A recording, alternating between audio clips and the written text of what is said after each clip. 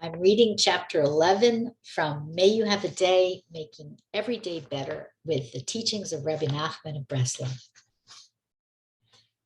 Chapter 11, Make a Vessel for Blessing. Rebbe Nachman explains in Likutei Moharan, lesson 76, that when you trust in God utterly and look only to Him for all your needs, a vessel is formed with which you can receive His blessings. What you need will be sent to you. This is a very high level of bitachon-trust. What is trust really? Trust is applied emunah. It's applied faith. We have faith in our hearts and minds, but we show that we really do trust by our actions. Often, the more we trust in God, the less we feel we have to take action.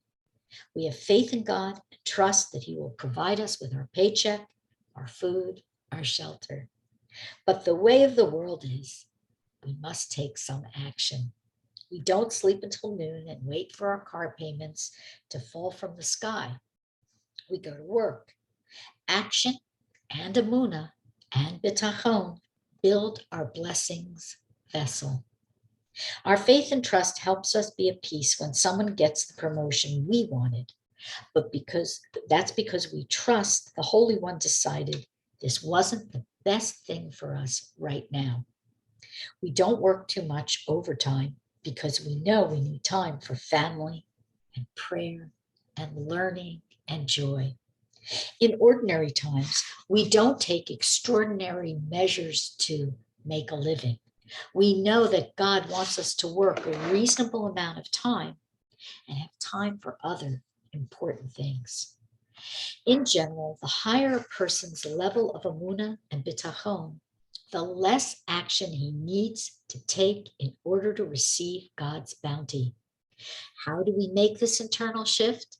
Begin by focusing your thoughts on making the shift and then talking to the Creator about it.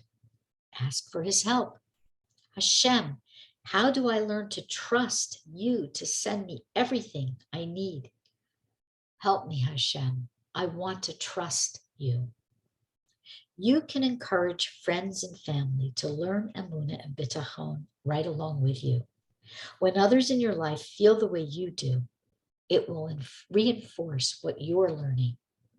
You can also develop faith and trust by looking at what you already have in your life. Look at how God has sustained you until this point in time.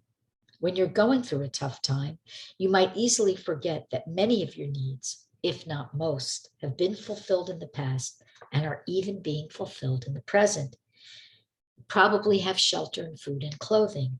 You have family and friends, or at least one good friend. All or most of your body parts do their jobs. Your brain is able to think and reflect. When you consider what God has sent you over the course of your life, this increases your ability to live with bitachon, trust in God.